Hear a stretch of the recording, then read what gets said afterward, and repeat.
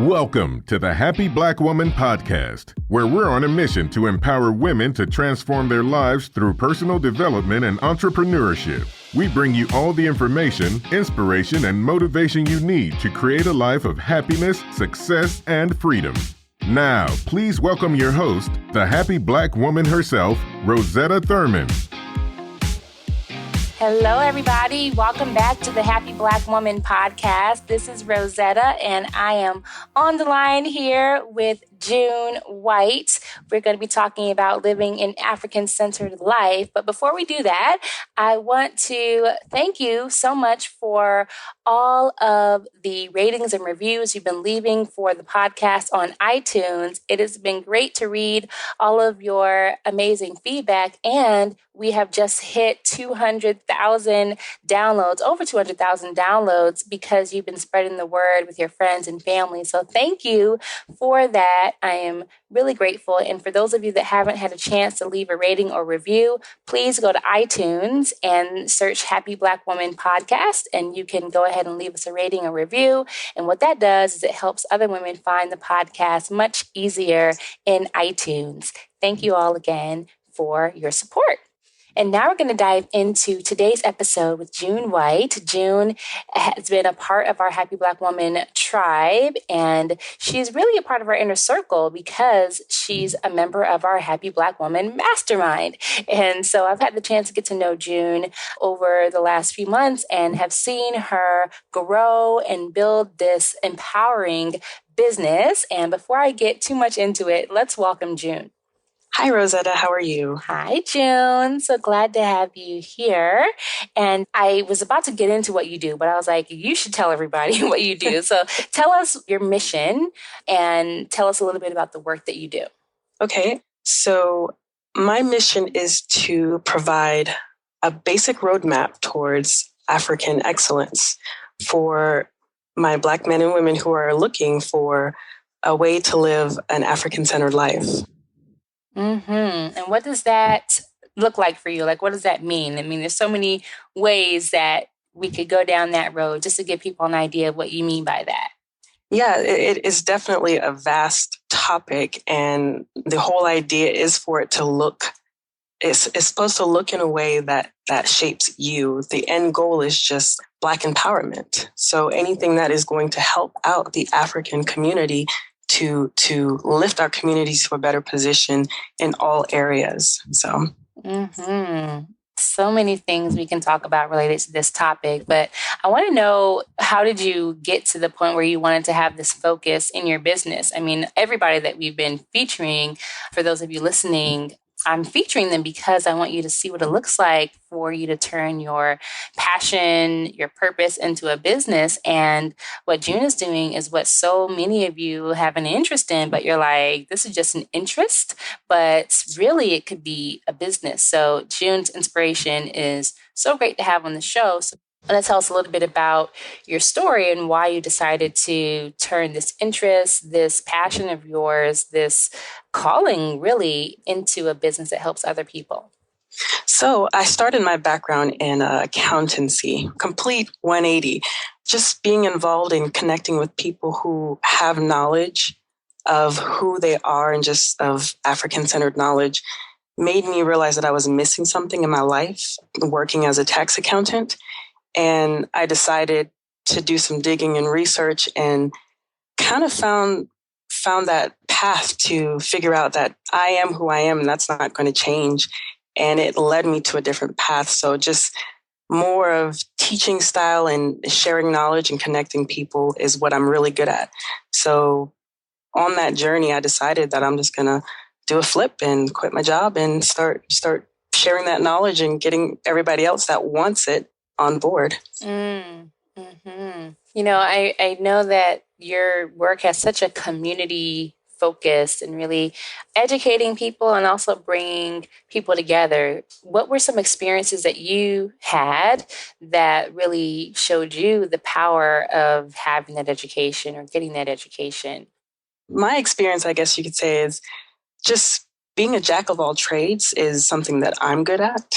So doing accounting, meeting up with people, bringing groups here and there together, I've realized that I have many different skills that I can share with people. And granted, not everybody's a jack of all trades, but it fits with me, and I can actually help people obtain that knowledge that they need to go wherever they need to go. Yeah, definitely.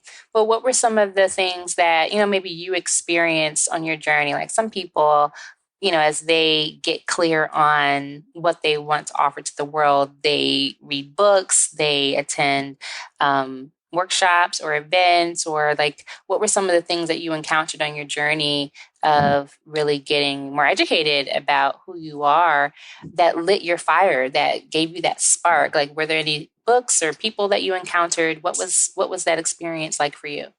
Most of mine were books and YouTube documentaries on certain African scholars in our community.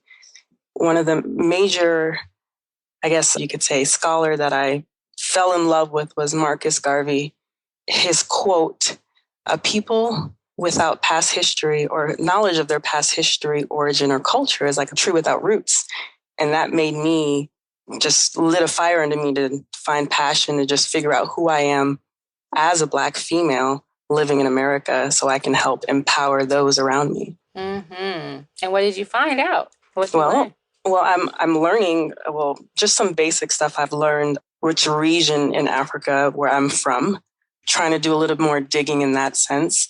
I've also learned in my family some spiritual ties that I have to some original African spiritual systems. So it kind of explained why I am and who I am, and, why I am the way I am from a spiritual standpoint. So just doing some digging is really helping me to know who I am. Everybody says, be yourself. Well, you can't be yourself if you don't know who you are. Mm-hmm. I know that there are ladies listening and they're wondering, how could they start to figure some of that stuff out? What were some, like, I don't even know how I could find out what region of Africa I'm from. How did you come across that information? Well, after going to some local community events where I live, I was able to get in touch with a person who's the owner of our genealogy society out here where I live. So I'm sure that different states may have a genealogy society that you can get in touch with. Then you have certain libraries will host information about genealogy, African genealogy. So just staying plugged in and connected in the community will definitely give you the information you need to find out who you are. Beautiful. I love it. A lot of people I know find a lot of power in knowing that information. I know that Oprah found out where she came from. And then, of course, you want to look and find out more about those people and what they were like. And, of course, it would give you insight to, why you are the way you are. So I love that. That was part of your journey. And so now, as you are kind of bringing other people along and helping them by, teaching them how to educate themselves and teaching them what you've learned, what are some of the questions that people have when they start this process? Well, I know one of the major questions that came up for me was, okay, well, what do I do with this information? Now I know who I am, or at least have an idea. And how I looked at it and how I was able to shape an answer for that question, by being involved around the people that I'm with, is now we take that information, and be empowered by who you are, knowing that you're capable of actually solving problems in our world today for our people. There's a lot of turmoil going around for the African community as we speak today. So next step would be to let's learn about the system and how it operates, right? So once you get a clear understanding of how the system operates, you can then move forward and figure out your place in that system and how you can repurpose your skills, your character, your attributes, and empowering the Black community, lifting up the Black community. So there's a piece about leadership there that comes into play once you learn these things about yourself. Great. Well, for those who are listening that want to live with more knowledge about who they are, our Happy Black Woman tribe, maybe they do want to live a more, what you call an African-centered life. And I've met so many women that, they have kids and they want their kids to learn, and they themselves are learning different things. They get exposed to certain books or videos or movies or whatever. What would be some of the specific action steps you could give our listeners to get started with their own journey? Like, I want to know more about who I am, about my ancestry, about how I can live a more African-centered life. What would you say that we could use for today? For today, well, starters, I have a website called www.theafricancenter.com, and African is spelled with a K instead of a C. I've written a couple of blogs up there, and I'm actually in the midst of compiling information from other African-owned businesses that gear towards knowledge of self, knowledge of the system, to share on my website as well. So that's in the making. So the website, in the meantime, you can do a ton of research on YouTube.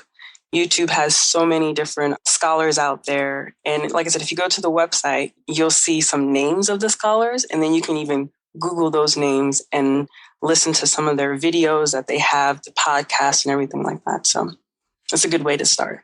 Wonderful. For those who are wanting to begin this journey on their own, I know that you have some resources. What are some things for them to really start to incorporate in their life? Like you said, what to do once you start getting a hold of this information? What are some of the things that you recommend that people go out and do?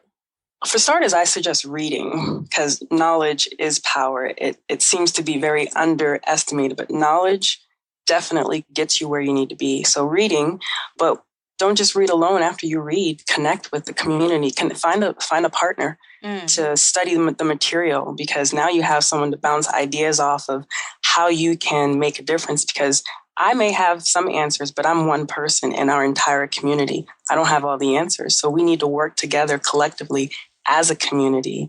So partnering up with people, having groups. I host weekly meetings with a group of people where I live, and we just brainstorm and figure out how we can increase the economic position for the African community here where I live. So, okay.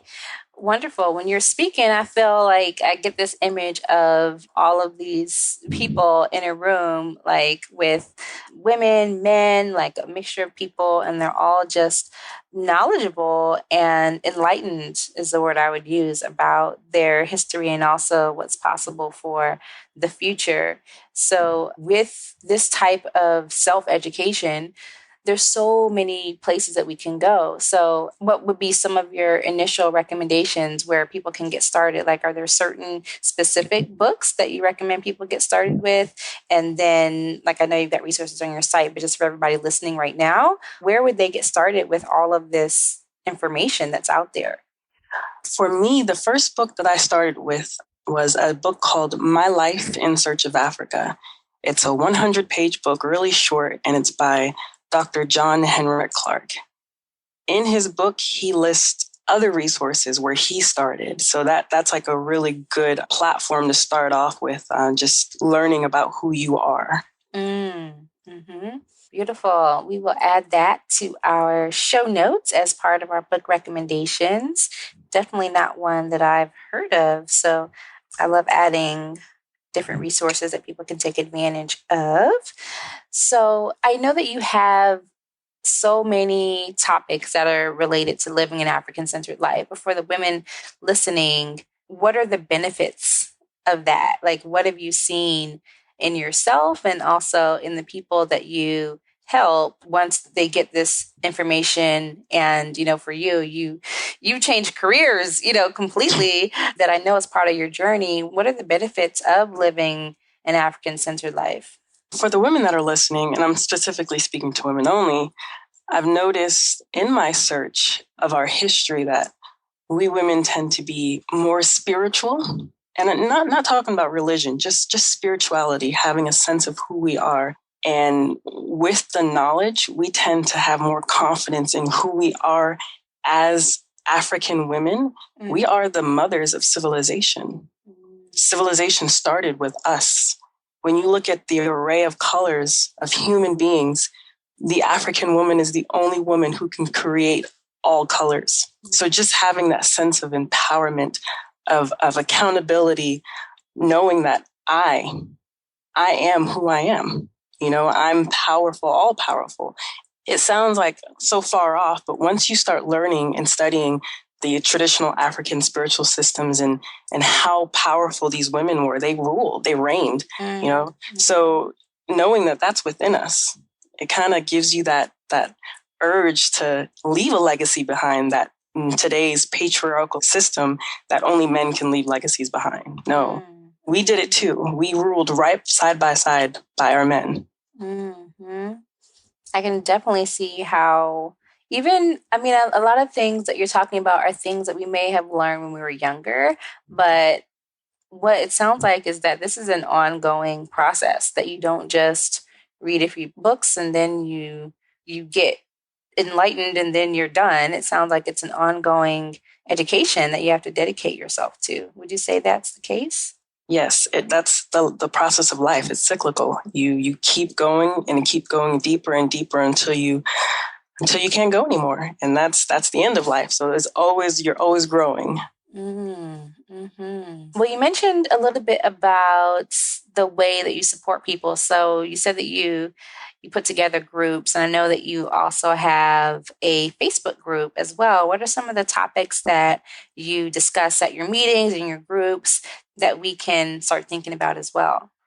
So the last few weeks, I've been discussing or debunking some of the lies of our African spiritual systems. Mm-hmm. In the next couple of weeks, I'm going to be focusing on our ancestors who fought back, because there's like this notion that we sold our people into slavery and we just acquiesced to the entire slave trade. And it's like, no, we fought back and we still are today. So I'm actually going to be putting together a project that shows our ancestors over the centuries who've actually fought back and give credit to them. Mm-hmm.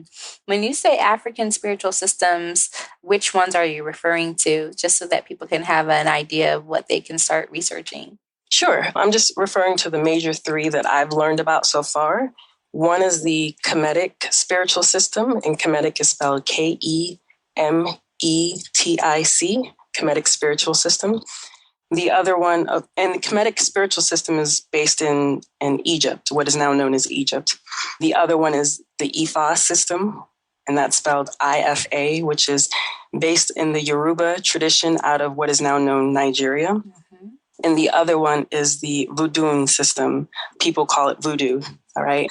That is heavily based in the Haiti area, but it was originally from Benin and Togo area. So great. Yeah, beautiful. So those conversations you've been having in your circles and your groups and all of that, I just love what you said about when women get this information, what we tend to do with it.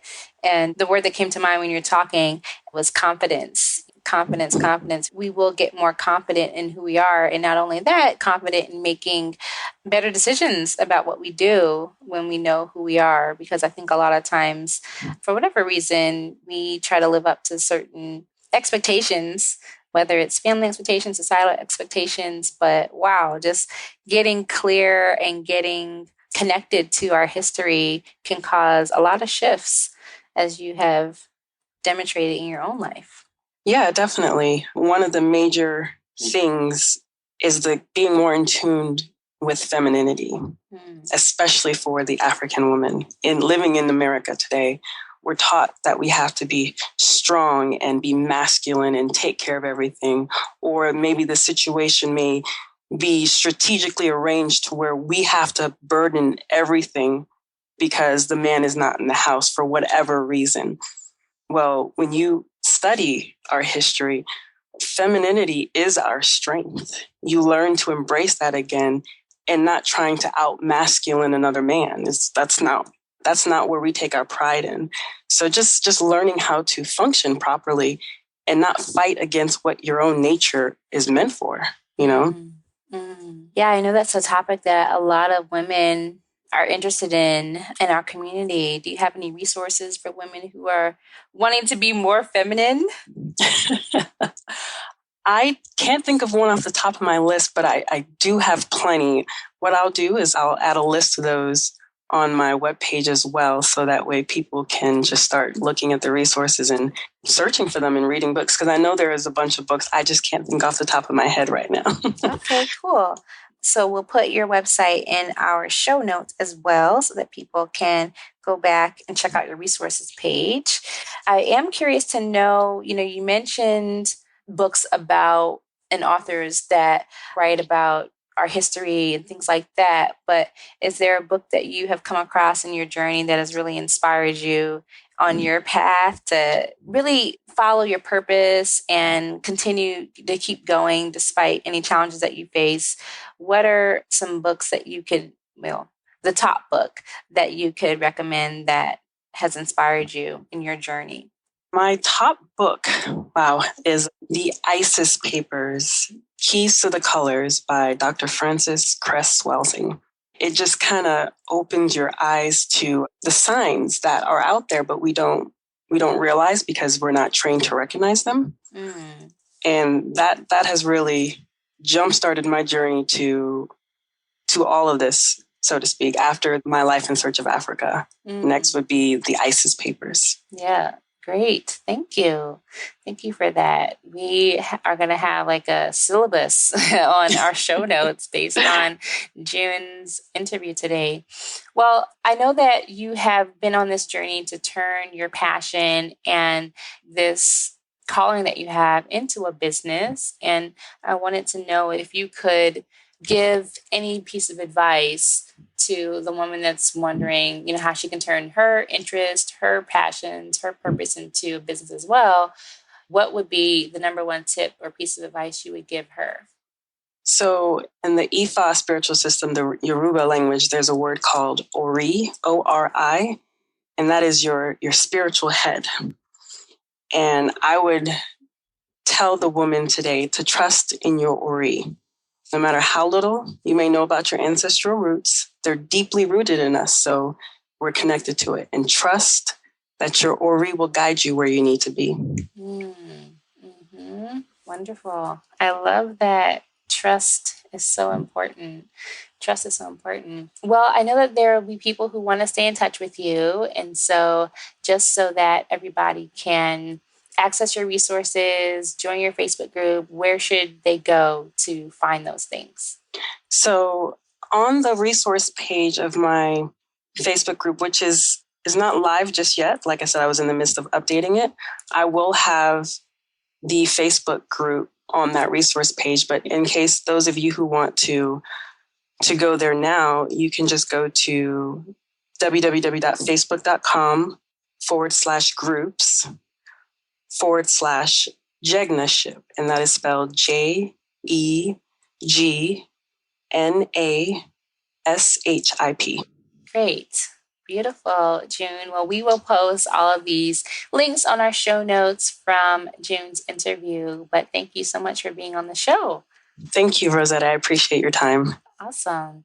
Well, ladies, there you have it. We are grateful for June's wisdom, but she is just one of the incredible women that have been on the show since we started. So if you haven't had a chance to go back and listen to all of our previous episodes on happyblackwoman.com, you can click the podcast tab and you can binge listen this weekend and get all caught up with the episodes. And for those of you who want an in-person live experience with our Happy Black Woman tribe, we do have a powerful event coming up in Tampa, Florida. It's happening January 13th through the 15th, and it's called Manifest Your Vision 3-Day Mindset Retreat. To get your tickets, go to happyblackwomanretreat.com. Until next time, have a beautiful day, everybody. Bye-bye. Thank you for joining us on the Happy Black Woman podcast. If you want all the show's notes from today's episode, go to happyblackwomanpodcast.com. Plus, we'll send you a copy of Rosetta's free life mapping workbook. We look forward to empowering you next time. And until then, do something this week that makes you happy.